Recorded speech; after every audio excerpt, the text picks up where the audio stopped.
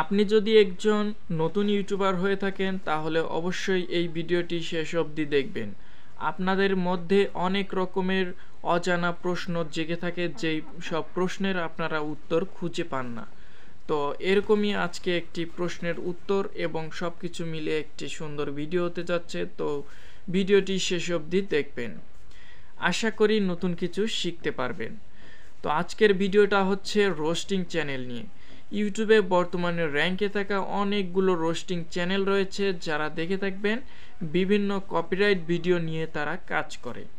টিকটকের ভিডিও, ফেসবুকের বা ইউটিউবের ভিডিও কিছু অংশ কেটে নিয়ে তাদের ভিডিওর সাথে অ্যাড করে সেগুলোর ভিত্তিতে তারা একটি রোস্টিং ভিডিও ক্রিয়েট করে। তো আপনারা অনেকেই জানতে চান যে এইসব ভিডিওতে ক্লেম অথবা স্ট্রাইক আসে না কেন।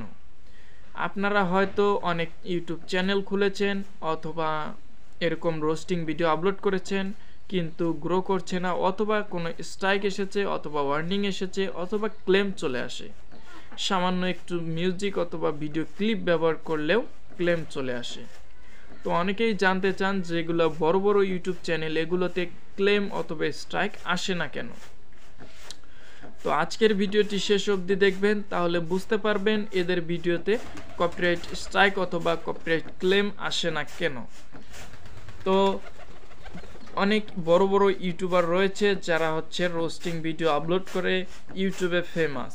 এদের চ্যানেলেও কপিরাইট ক্লেম এবং কপিরাইট স্ট্রাইক আসে। আপনারা হয়তো জানেন না যে এদের চ্যানেলেও কপিরাইট ক্লেম এবং কপিরাইট স্ট্রাইক আসে। যদি কপিরাইট স্ট্রাইক আসে তাহলে তারা 90 দিনের ভিতরে সেই স্ট্রাইক উঠে যায়, অথবা যে স্ট্রাইক দিয়েছে তাকে মেইল করে সেই স্ট্রাইকটি উঠে নেয়।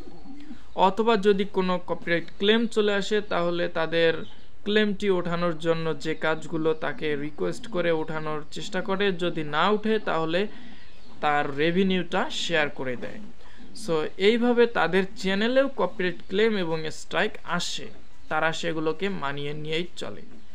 অনেকেই নতুন ইউটিউবে এসে তারা কি করে, তারা রোস্টিং ভিডিও শুরু করে দেয়, কিন্তু রোস্টিং ভিডিও শুরু করে দিলেই দেখা যায়, একটি আপলোড করলেই দেখা যায় স্ট্রাইক চলে এসেছে।